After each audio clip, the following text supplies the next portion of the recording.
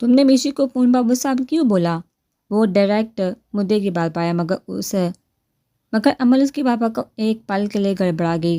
اسے امید نہیں تھی میشی اپنے اور اس کے درمیان کی باتیں چاند کو بتا دے گی۔ وہ چاند بتاؤ کیوں بولا؟ اس کی منمناہٹ پر وہ ایک دم ڈرا۔ عمل خوف سے تھر تھرا کر 2 قدم دور ہوئی۔ وہی میشی کا بھی گلا سوکھ گیا۔ وہ چاند یہ سب میں نے ہم دونوں کے لیے کیا تھا تاکہ ہم دونوں زندگی بھر ساتھ رہ سکیں۔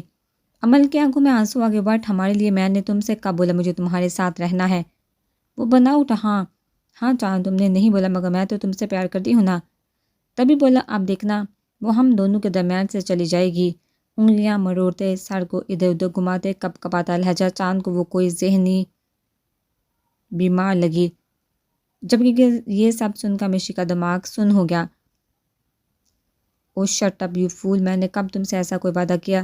کب تمہیں ایسی کوئی بات بول دی جسے تم نے اپنے دماغ میں یہ سب احاظ کر لیا؟ اور ایک بات تم اپنے اس چھوٹے سے دماغ میں بٹھا لو، نہ میں تم سے محبت کرتا ہوں نہ ہی تمہارے ساتھ رہنا چاہتا ہوں۔ ارے میں تو تمہاری شکل بھی نہیں دیکھنا چاہتا۔ تو اپنے دماغ کا یہ فطور تم جتنی جلدی ہو سکے نکال دو۔ بڑی مشکل سے چاند اپنے غصے پر قابو پا کر یہ الفاظ بولے تھے، ورنہ دل تو اس کا گلا دبانے کا کر رہا تھا۔ ایسے مت بولو چاند، دیکھو آج تم مجھ سے پیار نہیں کرتے تو کیا ہوا؟ جب ہماری شادی ہو جائے گی میشا ہمارے درمیان سے چلی جائے گی تب تو تم مجھ سے پیار کرو گے نا؟ ہاں کرنا ہی پڑے گا، تمہیں مجھ سے محبت کرنا ہی ہوگی۔ وہ پاگلوں کی طرح ہنستے ہنستے بول رہی تھی اور چاند کا دماغ شارٹ ہو رہا تھا۔ میشی نے دروازے کا سہارا لے کر خود کو کھڑا کیا۔ دل بے یقین تھا اس کی اتنی پرانی سب سے اچھی دوست نے اس کے ساتھ ایسا کیا۔ جھوٹ بولے اپنے جذباتوں پر قابو پاتے پاتے اس کے گلے میں آنسو کا باری گولا اٹک گیا۔ میں تم سے کبھی محبت نہیں کر سکتا۔ میں بہت پہلے سے میشی سے محبت کرتا ہوں، اس لیے میں نے اس کے باپ کی کمپنی جوائن کی، اور چاہے کچھ بھی ہو جائے مگر میں اسے تم جیسی بد دماغ لڑکی کی وجہ سے اپنی زندگی سے دور نہیں جانے دوں گا۔ اٹا لہجے کے ساتھ اس نے گویا عمل کے سر پر دھماکہ کیا۔ چاند کے مضبوط لہجے پر میشی کے کسی طرح روکے گی آنسو نے ہر باندھ توڑ کر بہنا شروع کر دیا۔ نہیں ایسا نہیں ہو سکتا، تم اس سے محبت کیسے؟ وہ تم سے نفرت کرتی ہے، تمہیں جو جوتے کے نوک پر رکھتے، اور اب تو ویسے بھی وہ تمہیں چھوڑ کر چلی جائے گی۔ اپنی جیت کی خوشی میں وہ کہہ کر لگا کر ہنسے، جبکہ چاند کے چہرے پر ایک طنزیہ مسکراہٹ ابھری۔ 2 قدم اس کی طرف بڑھا کر اس نے عمل کی طرف افسوس بھری نظروں سے دیکھا۔ تم اپنی فکر کرو، دوبارہ اگر تم ہمارے درمیان آئی تو چاند کے الفاظ منہ میں ہی رہ گئے جب میشی نے دونوں کو فل اگنور کرتے ہوئے آگے بڑھ کر تکیہ اٹھایا۔ چاند آپ نے ابھی تک کمرہ نہیں سمیٹا؟ اتنا میٹھا لہجہ اور اس کا حلیہ دیکھ چاند کی آنکھیں پھٹی پھٹی رہ گئی، جبکہ عمل کو تو جیسے کوئی صدمہ لگ گیا۔ بالوں کو ٹاول میں لپیٹے کھلے چہرے کے ساتھ اس کا شرمایا رخ کسی کو بھی غلط فہمی میں مبتلا کر دے۔ اسے تکیہ اٹھاتے دیکھ عمل کا دھیان بھی پوری طرح بکھرے کمرے کی طرف گیا، تو مانو اس کے پاؤں سے کسی نے زمین کھینچ لی ہو۔ ارے عمل تم یہاں؟ میشی نے چونکنے کی بھرپور ایکٹنگ کی۔ تم یہاں آ رہی ہو مجھے بتا دیتی، میں سب کچھ سمیٹ۔ شرما کا انگلی چٹاتے ہوئے وہ چاند کے بغل میں آ کر کھڑی ہوئی، جہاں عمل ابھی تک صدمے سے نکل نہیں پائی تھی۔ وہیں چاند بھی سانس روک کے اس کی ساری کارروائی ملاحظہ کر رہا تھا۔ اچھا عمل تم بیٹھو، میں تمہارے لیے کچھ لاتی ہوں۔ میشی نے محبت بڑے لہجے میں اس سے بیٹھنے کی آفر دی، جبکہ عمل نفی میں سر ہلاتی ہوئی فلیٹ سے باہر کی طرف بھاگی۔ شاید اپنی ہار کا اس سے یقین نہیں آ رہا تھا، یا پھر شاید اسے سچ میں دکھ ہوا تھا، جو بھی تھا۔ مگر میشی کی آنکھوں میں ایک بار پھر آنسو جمع ہونے لگے۔ کبھی نہیں سوچا تھا ان کی دوستی میں کبھی ایسا موڑ بھی آئے گا۔ اس کے چہرے پر کرب دے کر چاند نے اس کی کمر کے گرد اپنے مضبوط بازو سے حصار قائم کر کے کندھے پر تھوڑی ٹکائے۔ ارے واہ مسز ملک، آپ تو چھا گئی۔ چاند کی سرگوشی پر وہ ایک بار پھر اپنا صبر کھو کر رو پڑی۔ ارے تم کیوں آج کل بار بار روتی رہتی ہو؟ مجھے میری پہلی والی میشی زیادہ پسند ہے۔ چاند نے 2 قدم آگے بڑھا کر اس کا سر اپنے سینے پر ٹکایا۔ چنبیلی کو لگی ہچکی پر وہ سب ہی ہنس کر بے حال ہو رہے تھے۔ ظلم، خدا کا 80 لاکھ کا برائڈل ڈریس نہیں، بار بار صدمہ لگ رہا تھا، جبکہ ان کی ہر ہچکی پر روپ اور تارا کی حسیں چھوٹ جاتی۔ بالآخر قرۃ العین نے دونوں کو سختی سے گھور کر اور زیادہ ہنسنے سے روکا۔ ویسے قرۃ العین، تم نے پوچھا اس مینیجر سے ایسی کون سی سونے کی تاریں جڑی ہیں اس میں جو اس نے 80 لاکھ قیمت لگا؟ اس نے قرۃ العین کی طرف دے کر پوچھا۔ ارے چنبیل، پہلے تم یہ پانی پیو۔ سب نے کیفے میں ٹیبل کے ارد گرد رکھی کرسیوں کو سنبھالا۔ تم نے بالکل ٹھیک کہا، اس میں سارا کام سونے کی تاروں سے ہی کیا گیا تھا، قیمتی پتھر اور نگینے جڑے تھے اس میں، تبھی تو اس قدر خوبصورت لگ رہا تھا وہ ڈریس۔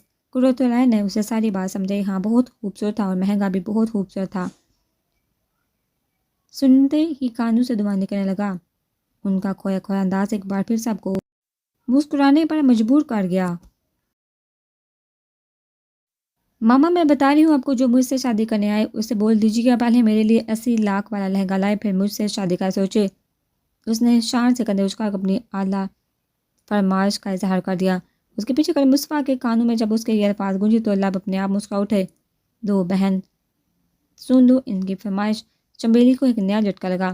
بیٹا اگر ایسے خواہشات پالو گے تو دکھلوا لو مجھ سے، قرۃ العین کو الادین کا چراغ لے کر ڈھونڈنا پڑے گا تمہارے لیے کوئی دلہا۔ چنبیلی نے اپنی طرف سے اسے ایسی خواہشات پالنے سے منع کیا۔ ارے آنٹی آپ بات کو سمجھے نہیں۔ مانے مما پاپا کی پرابلم بڑھائی نہیں بلکہ ان کی ٹینشن کو ختم کیا ہے۔ دیکھیں جو بھی وہ لہنگا خریدے گا میں اسی سے شادی کروں گی، سمپل۔ روپ نے بے فکری سے کندھے اچکائے جبکہ قرۃ العین نے اس کے انداز پر بھویں اچکائے۔ ایک طرح قرۃ العین کے نزدیک چنبیلی کی تمام باتیں دوسری مگر روپ مذاق کر رہی تھی، تبھی وہ اس کی باتوں کا سیریس نہیں لے رہی تھی۔ ان کی بیٹی کے اتنے نئے اعلیٰ خواب نہیں تھے، وہ اچھی طریقے سے جانتی تھی۔ روپ تو چھوٹی چھوٹی چیزوں سے خوش ہو جانے والوں میں سے تھی، تبھی قرۃ العین اس کی باتوں کو انجوائے کر رہی تھی۔ ارے بیٹا ایسا نہیں ہو سکتا، چنبیلی ایک بار پھر بول اٹھی۔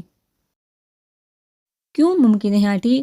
روپ بھی میدان میں اتر آئی۔ وہ اس لیے میرا بچہ پہلے تو کوئی ایسا کرے گا نہیں، اگر تمہارا لک چمک گیا اور کسی نے تمہارے لیے ایسا کر بھی لیا تو وہ بیچارہ اپنی ساری جمع پونجی سے صرف یہ منحوس لہنگا ہی خرید پائے گا۔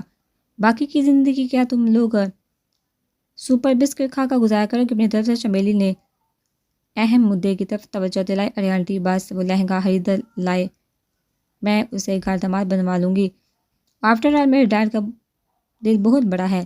اس نے فخر سے سر اونچا کیا جبکہ اس نے منطق پر چنبیلی نے سر پر ہاتھ مارا، جبکہ مصطفیٰ شاہ اس کی باتوں سے لطف اندوز ہو رہا تھا۔ ایک پل کے لیے اس کے مسکراتے چہرہ کی طرف دیکھا، چمکتی آنکھوں میں ڈیروں خوابوں کا جہاں آباد تھا، لبوں پر زندگی سے بھرپور مسکراہٹ تھی، بار بار گال پر پڑتا ڈمپل جو کسی کی بھی توجہ کھینچنے کے لیے کافی تھا۔ دل نے شدت سے اس کے ڈمپل کو چھونے کی خواہش ظاہر کی، لب بینچ کا سختی سے دل میں امڑ دی خواہش کو دبایا، مگر اس کی نزدیک کے ارتکاز کے ساتھ ساتھ اس کا ضبط کرنا بھی قرۃ العین نے بخوبی نوٹ کیا۔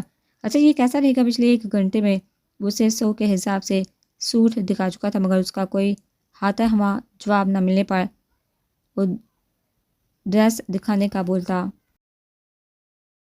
اسے کچھ سمجھ نہیں آ رہا تھا ہر کیا بولے۔ اس طرح سے اس کی پسند تو کسی نے نہیں پوچھی تھی، وہ کبھی کسی کے لیے اتنی اہم تھی ہی نہیں، بس ماں کبھی کبھی بولتی تھی اسے بازار لے جانے کا، جس پر کیا بیگم کی وارن کرتی نگاہوں کے ذریعے سے وہ بچپن میں ہی سہولت سے منع کر دیتی تھی۔ پھر آہستہ آہستہ اسے ان سب چیزوں کی عادت ہوگی، مگر یہ ایک ایسا انسان تھا جو اس کی ایک ہاں کے لیے کتنی دکانوں کے بہترین سے بہترین ڈریسز کو پھینک کر اس کی پسند تلاش کرنے میں پورے مال کی ہاک چھانے میں لگا تھا۔ بھلا جس انسان نے اسے زبردستی نکاح کیا تھا اور کیوں کیا تھا یہ بھی وہ نہیں جانتی تھی کہ اس انسان کی زندگی میں وہ اس قدر اہمیت رکھتی تھی جو بھی تھا، مگر نور کو گھبراہٹ ہونے لگی تھی۔ اگر ان میں سے کوئی دکان والا ان پر چیخ پڑا تو دیکھیں، آخرکار اس نے اپنی چپی توڑی، دیکھ ہی تو رہا ہوں سویٹ ہارٹ، وہ مصروف سا بولا۔ سب کے سامنے اپنے لیے ایسا لقب سن وہ شرم سے لال ہو گئی۔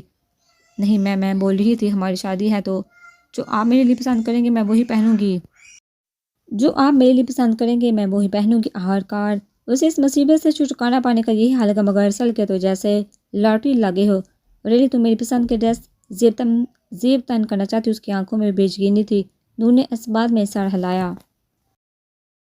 سوچ لو، ارسل نے ایک بار پھر اپنی بات کی تصدیق چاہی، جبکہ نور نے ناصبری سے ایک بار پھر اس بات میں سر ہلایا۔ اوکے پھر الٹو بولتے ہی اس نے نور کا ہاتھ پکڑ کر کھڑا کیا۔ کہاں؟ اس کی اتنی تیزی پر حیران ہوئی۔ میری پسند کی شاپنگ کرنے۔ ارسل نے اسے آنکھ ماری۔ ایک بار پھر اس کا چہرہ شرم سے لال ہو گیا۔ اچھا سنو، اس نے نور کو ایک بار پھر اپنی طرف متوجہ کیا۔ جی تم اس طرح میری باتوں پر ہی لال ہوتی رہی تو جب سچ میں کوئی شرم دلوانے والا کام کر دیا تب تمہارا کیا حال ہوگا؟ ارسل نے اسے جان بوجھ کر چھیڑا، مگر نور کے سردی میں بھی پسینے چھوٹ گئی۔ آپ کیسی باتیں کر رہے ہیں؟ وہ سچ میں گھبرا گئی۔ کیا مطلب کیسی باتیں کر رہا ہوں؟ اس نے مصنوعی غصہ لہجہ اپنا۔ مطلب میرا وہ مطلب نہیں تھا جو آپ سمجھ گئے، میرا وہ مطلب تھا جو آپ نہیں سمجھے۔ وہ گڑبڑائی۔ تو پھر مجھے وہ مطلب سمجھا جو تمہارا مطلب تھا۔ ارسل کو تو جیسے بہانہ مل گیا اس سے ضد کرنے کا۔ مجھے نہیں معلوم، آپ کو جو بولنا ہے آپ بولیے، بلکہ اگر آپ کو اس مال میں ایک مائک مل جائے اس میں یہ سب بولیے۔ وہ سچ میں ضد ہو گئی تھی۔ گڈ آئیڈیا جانا۔ ارسل کو اس کا آئیڈیا پسند آیا، مگر نور کے سان ہتا ہو کہ نہیں پلیز ہم خریداری کر کے گھر چلتے ہیں۔ اسے مائک والے آئی ڈی پر عمل کرنے سے روکنے کے لیے نور نے اس کا بازو پکڑا۔ نور ارسل کی دھیمی پکار پر اس نے آہستگی سے پلکیں اٹھائی۔ تم مجھے کمرے میں جا کر پکڑنا تاکہ آگے سے میں بھی جوابی کارروائی کر سکوں۔ چہرے پر مسکینی سجا کر اس نے آنکھوں سے اپنے بازو کی طرف اشارہ کیا جس کے ارد گرد اس کے نرم و ملائم نازک ہاتھوں کا لمس ارسل کو پریشان کر رہا تھا۔ نور کی آنکھیں حیرت سے پھیل گئی جب سے اس کا بازو اپنی گرفت سے آزاد کیا۔ اس بار اس کی اتنی تیزی پر ارسل کا قہقہ بلند ہوا۔ سارا کمرہ دوبارہ سے سیٹ کر کے چاند نے اسے بیڈ پر بٹھایا۔ یار میشی پلیز رونا تو بند کرو۔ وہ بے بسی سے گویا ہوا مگر اس کے آنسو رکنے کا نام نہیں لے رہے تھے۔ دیکھو یار تمہارے آنسو سے بھیگا رومال میں 4 بار نچوڑ آیا ہوں۔ چاند نے مبالغہ آرائی کی حد کر دی مگر اس کے رونے میں کمی آنے کے بجائے اور شدت آ گئی۔ اچھا بس سوری یار نہیں کرتا کوئی بھی مذاق۔ وہ گھبرا اٹھا۔ سب لوگ مجھ سے جھوٹ کیوں بولتے ہیں؟ کون سا مذاق؟ کون سا مزہ آتا ہے سب کو مجھے تکلیف پہنچا کر؟ وہ بے بسی سے گویا ہوئی۔ ایسا نہیں مشی، کچھ تم سے محبت کرتے ہیں۔ اس کا تکلیف بڑا انداز چاند کو ایک پل کے لیے شرمندہ کر گیا۔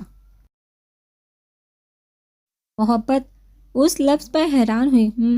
یاد آیا تم مجھ سے محبت کرنے کے دعوے دار ہو اور تمہاری اسی محبت کی وجہ سے میرے اپنے باپ نے میرے کریکٹر پر انگلی اٹھائی ہے۔ لہجہ تکلیف دہ تھا اور انداز طنزیہ۔ چاند نے ضبط سے لب بھینچے۔ جانتے ہو میں اس وقت کیوں رو رہی ہوں؟ اس نے چاند کی آنکھوں میں دیکھا سوال کیا۔ چاند نے بے بسی سے اس کے چہرے کی طرف دیکھا جہاں کرب ہی کرب کے سائے تھے۔ میں کوس رہی ہوں خود کو، کاش پارٹی والی رات میں اس کی بات سن لیتی، کاش مجھے پتا ہوتا وہ تم سے محبت کرتی ہے۔ آج میں نے اپنی دوست بھی کھو دی تمہاری وجہ سے۔ اس کے آنسو نے ایک بار پھر بہنا شروع کر دیا۔ ایسا نہیں ہے میشی، اس نے جھوٹ بولا تھا اور جو لڑکی اتنا بڑا جھوٹ بول سکتی ہے وہ تمہارے ساتھ مخلص کیسے ہو سکتی ہے؟ چاند نے اس کا ہاتھ پکڑ کر سمجھانے کی کوشش کی۔ نہیں چاند، تم نے غور نہیں کیا۔ اسے سچ میں درد ہوا تھا۔ شاید سچ میں وہ تم سے محبت کرنے لگی تھی۔ ہاں شاید اس کا طریقہ غلط تھا مگر اس کے چہرے پر تکلیف دہ آثار میں نے خود دیکھے ہیں اور یہی چیز نہیں چاہتی تھی میں اپنی زندگی میں۔ میں نہیں چھیننا چاہتی تھی کسی اور کی محبت، کیونکہ میرے نزدیک دنیا میں اس سے زیادہ گھٹیا عمل کوئی نہیں۔ میں نہیں بننا چاہتی دوسری نیلم۔ وہ ایک بار پھر پھر کر رو دی۔ جبکہ چاند کو نیلم کی بات جھٹکا تو لگا مگر اس وقت اس عورت کا ذکر ٹھیک نہیں تھا۔ یا تم بس اس کی ایک دن کی محبت پر اس قدر ریاکٹ کاری ہو؟ کبھی میرا سوچا ہے؟ میری طرف دھیان دیا ہے جو صرف ایک نظر تمہیں دیکھنے کے لیے دن رات 3 مہینوں تک تمہارے اس بد دماغ باغ کے آگے پیچھے گھومتا رہا؟ حالانکہ یہ میرے لیے سب سے زیادہ تکلیف دہ عمل تھا۔ جس انسان میں میرے باپ کی بے عزتی کی تھی، میں صرف اس کو یہ بتانا آیا تھا کہ کسی کی عزت کیسے کی جاتی ہے۔ مگر جب تمہیں دیکھا تو میں نے اپنا مقصد ایک طرف رکھ دیا۔ یاد رہا تو بس اتنا کہ تمہیں اپنی زندگی میں لانا ہے، مگر جو ہوا ایسا نہیں ہونا چاہیے تھا۔ میں تمہیں اس طرح نکاح کر کے اپنی زندگی میں نہیں لانا چاہتا تھا۔ میں نے اس سب کے لیے تمہارے باپ کی بزنس کو اتنا آگے نہیں بڑھایا تھا۔ مجھ سے غلطی ہو سب بکھر کے، مگر اس سے یہ ثابت نہیں ہوتا کہ میں تم سے محبت نہیں کرتا یا بھی میں تمہیں کوئی دھوکہ دے رہا ہوں۔ پر گارڈ سے مشی یقین کرنا سیکھو۔ آج چاند کے بھی صبر کا پیمانہ لبریز ہو گیا تھا، جبکہ مشی کے لیے یہ سب حیران کن تھا۔ کیا واقعی میں وہ اس کے لیے یہ سب کر رہا تھا؟ تم جھوٹ بول رہے ہو۔ اپنی پوزیشن صاف کرنا چاہتے؟ وہ اب بھی بے یقین تھی۔ نہیں، میں اپنی پوزیشن کلیئر نہیں کرنا چاہتا۔ اگر مجھے اپنی پوزیشن کلیئر کرنی ہوتی تو اسی وقت کر دیتا، اسی منٹ کر دیتا جب تمہارا باپ تم پر انگلی اٹھا رہا تھا، مگر میں نے اس وقت اپنی پوزیشن کلیئر نہیں کی۔ اس نے جیسے مشی کے سر پر دھماکہ کیا۔ کیا مطلب؟ کیا کہنا چاہتے ہو تم؟ وہ حیران ہوئی۔ اس دن جو کچھ بھی ہوا وہ میری وجہ سے نہیں ہوا۔ شاید تم نے نوٹ نہیں کیا، تمہارا باپ پہلے سے شدید غصے میں آیا تھا اور اس سے بڑھ کے مجھے یہ چیز کھٹکی جو باپ تمہیں دیکھنا پسند نہیں کرتا تھا۔ وہ اتنی رات کو اپنی بیوی کے ساتھ ڈنر کر کے سیدھا تمہارے کمرے میں کیوں آئے گا؟ وہ شاید تم نے یہ بھی نوٹ نہیں کیا جب تمہارا باپ شدید غصے میں تمہارے کمرے میں آیا تھا تو پیچھے سے وہ نیلم طنزیہ ہنسی ہنس رہی تھی۔ ہو نہ ہو اس دن جو کچھ بھی ہوا اس میں سب سے بڑا ہاتھ تمہاری سوتیلی ماں نیلم کا تھا۔ جب ہم تمہارے گھر سے باہر جا رہے تھے تبھی نیلم کے چہرے پر ایسی مسکراہٹ تھی جیسے اس نے جو چاہ وہ پا لیا ہو۔ چاند کے دماغ میں جو اتنے دنوں سے بات کھٹک رہی تھی، ہر کار آج وہ بات اس نے مشی سے شیئر کر ہی لی۔ کچھ پل کے لیے مشی کا وجود زلزلوں کی ذات میں آ گیا۔ ہو سکتا ہے تم جو کہہ رہی ہو وہ صحیح ہو۔ میں اس معاملے میں تم پر یقین کر سکتی ہوں کیونکہ میں اس نیلم کو بہت اچھے سے جانتی ہوں۔ کوئی بھی غلط کام کرنا اس کے لیے کوئی بڑی بات نہیں اور کچھ بھی کر سکتی ہے، اور اگر اس نے ایسا کچھ بھی کیا ہوگا تو مجھے یقین ہے ڈیڈ نے ہمیشہ کی طرح اس کی باتوں کا یقین کیا ہوگا۔ آنسو ایک بار پھر اس کی آنکھوں سے بہنا شروع ہو گئے تھے۔ اس لیے میں چاہتا ہوں کہ تم مجھے بتاؤ یہ نیلم ہے کون؟ اتنا تو مجھے اندازہ ہے۔ آج تم جو کچھ بھی ہو اس میں سب سے بڑا ہاتھ اس نیلم کا ہے، وگرنہ اگر کوئی تمہارے دل میں جھانک کر دیکھے تو تم ویسی نہیں ہو جیسا تم ظاہر کرتی ہو۔ پلیز مجھے بتاؤ یہ نیلم کون ہے؟ چاند کے سوال پر وہ ایک دم بدر کا پیچھے اور نہیں مجھے بات نہیں کرنی اس نیلم کے بارے میں، میں سوچنا بھی نہیں چاہتی اس کے بارے میں۔ اس کا پورا وجود تھر تھرانے لگا۔ نہیں مشی، تم مجھے آج سب کچھ بتاؤ۔ میں نے تمہارا بزنس سنبھالا ہے 3 مہینوں تک۔ میں اچھے سے جانتا ہوں نیلم تمہارے باپ کے ساتھ بھی ملوث نہیں ہے۔ بتاؤ مجھے۔ چاند اس کے کپ کپاتے وجود کے گرد اپنا حصار قائم کر کے اسے سہارا دیا، جبکہ مشی کا دماغ آج سے بہت سال پہلے پیچھے چلا گیا، جب نیلم ان کی زندگی میں آئی تھی۔ ماں تھی اس وقت میں 12 سال کی تھی۔ ہم بہت خوش تھے۔ میں، ماما اور پاپا، ڈیڈ اور ماما کی پسند کی شادی تھی۔ ڈیڈ مجھ سے بھی بہت پیار کرتے تھے، چونکہ ڈیڈ کا بڑا بزنس تھا، اس وجہ سے ان کے پاس وقت کم تھا، مگر اس کے باوجود بھی وہ میرے ماما کے لیے وقت نکالتے تھے۔ ہر سنڈے ہم چھوٹی سی پکنک پر جایا کرتے تھے، کبھی ڈنر پر جاتے اور کسی سنڈے آئس کریم کھانے۔ چھوٹی چھوٹی باتوں میں ہماری بڑی بڑی خوشیاں تھیں۔ اور پھر ایک دن نیلم ہماری زندگی میں آگے۔ پاپا کی گاڑی سے شاید اس کا ایکسیڈنٹ ہوا تھا، تبھی ڈیڈ نے اس کا علاج کروایا، مگر اس نے ڈیڈ سے کہا کہ اس کا اس دنیا میں کوئی نہیں ہے، وہ بڑی دنیا میں اکیلی ہے اور اسے سہارے کی ضرورت ہے۔ یہاں سے ٹھیک ہو کر وہ کسی دارالامان چلی جائے گی، مگر ڈیڈ نے اسے کہیں جانے نہیں دیا اور اسے ہمارے گھر لے آئے۔ نیلم مجھ سے اور ماما سے کوئی بات نہیں کرتی تھی، بس اپنے کمرے میں بند رہتی۔ جب ڈیڈ گھر آتے تو بس انہی سے چند باتیں کرتی۔ آہستہ آہستہ یہ باتیں طویل ہوتی گئی اور ڈیڈ نے آہستہ آہستہ ہمارے لیے وقت نکالنا بند کر دیا۔ بات بات پر ماما پر غصہ کرنا، چیخنا چلانا، گھر میں ہنسنے کی آواز کی جگہ خاموشی کا راج ہونے لگا۔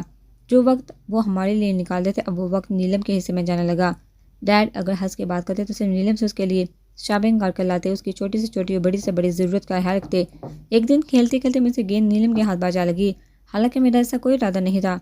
وہ تو میں اپنی ماما کے ساتھ بیٹ بال کھیل رہی تھی، شاٹ مارنے پر بلا ارادہ گیند اس کے ہاتھ پر لگی، مگر ڈیڈ نے اتنی سی بات کے لیے مجھ پر ہاتھ اٹھا دیا اور ماما پر 1 گھنٹہ چیختے رہے۔ مجھے اس دن کے بعد ڈیڈ سے ڈر لگنے لگا۔ میں ان کے قریب جانے سے کترانے لگی۔ وقت گزرتا گیا اور میری دنیا صرف ماں تک محدود ہو کر رہ گئی، اور ماں بھی صرف سارا وقت مجھ پر ہی دھیان دیتی، کیونکہ ڈیڈ کا اب سارا وقت نیلم پر ہونے لگا تھا۔ ہم جیے یا مرے، اس بات سے بھی شاید ڈیڈ کو فرق نہیں پڑتا تھا۔ ہم ماں بیٹی کی حالت ہمارے ہی گھر میں مہمان جیسی ہو گئی تھی۔ بہت بار میں نے ماں کو راتوں کو روتے دیکھا، مگر میں چاہ کر بھی ان کا درد نہیں پا سکتی تھی۔ اور پھر ہماری زندگی میں وہ منحوس دن بھی آ گیا جس دن نیلم سے ملنے کوئی گھر آیا۔ اس دن میری بھی اسکول سے چھٹی تھی۔ ماں کو حیرت ہوئی کیونکہ نیلم نے ہمیں بتایا تھا کہ اس کا اس دنیا میں کوئی نہیں۔ ماں نے ان دونوں کی کچھ باتیں سن لی تھی، وہ دونوں کسی کام کو انجام دینے کی بات کر رہے تھے۔ ماں کو تو پہلے سے اس نیلم پر شک تھا، آج یقین ہو گیا۔ ماں ان دونوں کے قریب گئی اور ان سے بات کر کے جانے کی کوشش کی، آخر کون ہے وہ آدمی جو نیلم سے ملنے آیا ہے، مگر وہ دونوں ہی ماں کو دیکھ کر طنزیہ ہنسنے لگے۔ تبھی ڈیڈ بھی گھبرائے ہوئے گھر میں داخل ہوئے اور سیدھا نیلم کی طرف بڑھے۔ جگہ جگہ نیلم دھواں دار طریقے سے رونے لگی اور ماں پر الزام لگایا کہ ماں نے اسے مارنے کی کوشش کی ہے، کیونکہ اس نے ماں کو اس آدمی کے ساتھ غلط کام کرتے ہوئے پکڑ لیا تھا۔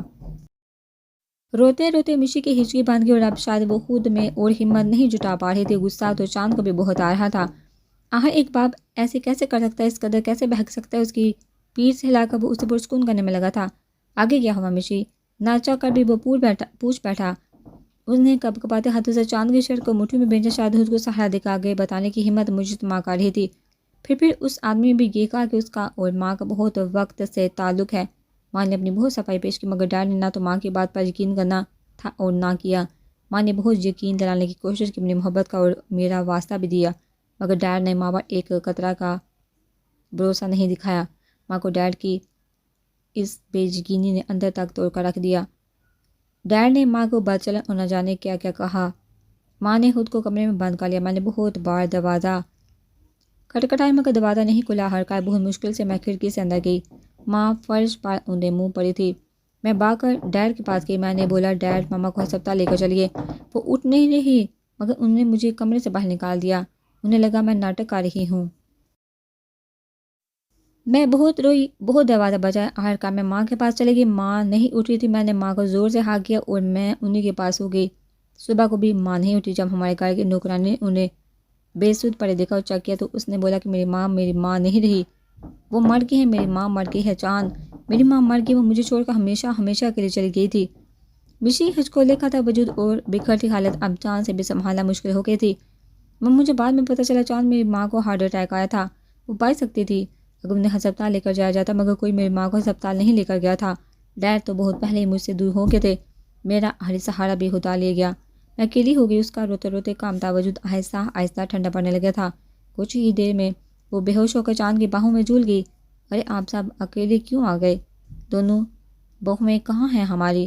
اسود نے ابروج کا سب کی طرف دیکھا تو روپ اور تارا نے منہ توڑا، چمیلی نے بھی سر جھٹکا، جبکہ قرۃ العین نے مسکرا کر پلکیں جھپکی۔ دونوں شیطان پہنچ گئے تھے وہاں اور ان کا مطالبہ تھا کہ وہ اپنی بیویوں کے ساتھ خود شاپنگ کریں۔ قرۃ العین نے بتانے کے بعد کچن کر ہو گیا۔ اسود نے بھی اس کی پیروی کی۔ روکا نہیں، آپ نے ان دونوں کو واپس بھیج دینا تھا، ان شیطانوں کو۔ اسود نے منہ بنایا۔ قرۃ العین نے پانی کی چند گھونٹے بھر کر بوتل دوبارہ فریزر میں محفوظ کی۔ کبھی آپ رکے ہوں تو میں ان کو بھی روکوں۔ قرۃ العین نے بھی منہ بنایا، مگر اس کا تھکا تھکا انداز اسود کو فکر مند کر کے تھک گئے ہو۔ انہیں آگے بڑھ کر قرۃ العین کا چہرہ ہاتھوں کے پیالے میں بڑھا۔ تھوڑا سا اس نے مسکرا کر ناک سکڑا، جلدی سے کھانا کھائیے اور آرام کر لیں، پھر کل بھی بہت کام ہے جس کے لیے آپ کو آج بھرپور طریقے سے ریسٹ کرنی چاہیے۔ آپ کو دیکھ کر ساری تھکن دور ہو جاتی ہے۔ محبت سے آگے بڑھ کر اس نے اسود کے گرد دونوں بازو حال کر کے بنا سائے اس کے سینے سے ٹکایا۔ اوہ سوری، میں نے کچھ نہیں دیکھا، آپ لوگ جاری رکھو۔ کچن میں آتی روپ کے قدموں کو ایک دم بریک لگی۔ آنکھوں پر ہاتھ رکھ کر اس نے رخ موڑا۔